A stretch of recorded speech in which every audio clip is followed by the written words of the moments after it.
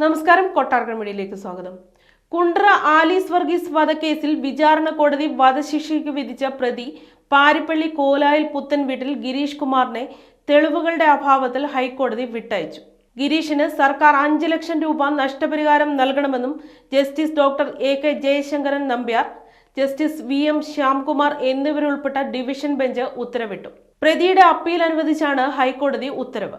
അന്വേഷണ ഏജൻസിയുടെയും നീതിന്യായ സംവിധാനത്തിന്റെയും പരാജയം കണക്കിലെടുക്കുമ്പോൾ നീതി നടപ്പാക്കാൻ നഷ്ടപരിഹാരം നൽകേണ്ടതുണ്ടെന്ന് കോടതി പറഞ്ഞു. നിരപരാധിയാണെന്നും ഗിരീഷ് കുമാറിനെ പ്രതിയാക്കാൻ പോലും കാരണങ്ങളില്ലെന്നും കോടതി ചൂണ്ടിക്കാട്ടി. 10 വർഷം തടവും വധശിക്ഷ വിധിച്ചതിനെ തുടർന്നുള്ള മരണഭയവും ഉണ്ടാക്കിയ തീവ്ര മനോവേദനയും ചൂണ്ടിക്കാട്ടിയ ഹൈക്കോടതി മൗലികാവകാശ ലംഘനമുണ്ടായെന്ന് അഭിപ്രായപ്പെട്ടു. തുക 3 മാസത്തിനകം സർക്കാർ കൈമാറണം. വൈകിയാൽ 9% പലിശയടക്കം നൽകണമെന്നും ഉത്തരവിൽ പറയുന്നു. 2013 ജൂൺ 11 കുണ്ട്ര മുളവന കോട്ടപ്പുറം AV സദനത്തിൽ ആലീസ് വർഗീസ് കൊല്ലപ്പെട്ടത്.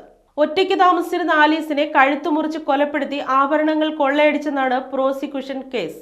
മറ്റൊരു കേസിൽ ജയിലിലായിരുന്ന ഗിരീഷ് ആലീസ് കൊല്ലപ്പെടുന്നതിന് ഏതാനും ദിവസം മുമ്പാണ് പുറത്തിറങ്ങിയത്.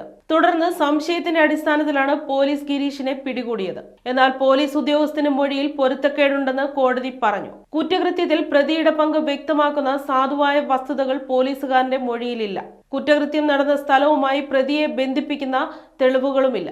അടിസ്ഥാനമില്ലാത്ത സംശയത്തിന്റെയും വ്യാജ തെളിവിന്റെയും അടിസ്ഥാനത്തിൽ കുറ്റകൃത്യം അടിച്ചേൽപ്പിച്ചെന്ന പ്രതിഭാഗത്തിന്റെ വാദത്തിന് വിശ്വാസ്യതയുണ്ട്. ആലീസ് ഉപയോഗിച്ചതായി പറയുന്ന 2 ആഭരണങ്ങൾ കണ്ടെത്തിയെന്ന് പറഞ്ഞിരുന്നെങ്കിലും എന്നാൽ ഇവ ആലീസിന്റേതാണെന്ന് സംശയാതീതമായി തെളിയിക്കാൻ പ്രോസിക്യൂഷന് കഴിഞ്ഞില്ല. തൊണ്ടി മുതലായ സിം കാർഡുകൾ കണ്ടെടുത്തെന്ന് പറഞ്ഞെങ്കിലും കുറ്റകൃത്യവുമായി പ്രതിയെ ബന്ധിപ്പിക്കാനായി പ്രോസിക്യൂഷന് കഴിഞ്ഞില്ല. ഉടമസ്ഥത തെളിയിക്കാൻ സിം കാർഡുകൾ സൈബർ സെല്ലിൽ പരിശോധനയ്ക്കായി അയക്കാതിരുന്നത് അന്വേഷണത്തിന് വൻ വീഴ്ചയാണ്. ആക്രമിക്കാൻ ഉപയോഗിച്ചതായി പറയുന്ന കത്തിയും കണ്ടെത്തി. എന്നാൽ കുറ്റകൃത്യം തെളിയിക്കാൻ കഴിയുന്ന വിധം ഫലപ്രദമായ അന്വേഷണം ഉണ്ടായില്ല. അന്വേഷണത്തിലെ വീഴ്ചകൾ വിചാരണ കോടതി തന്നെ ചൂണ്ടിക്കാട്ടിയിട്ടും എങ്ങനെയാണ് വധശിക്ഷ വിധിച്ചതെന്ന് മനസ്സിലാകുന്നില്ല.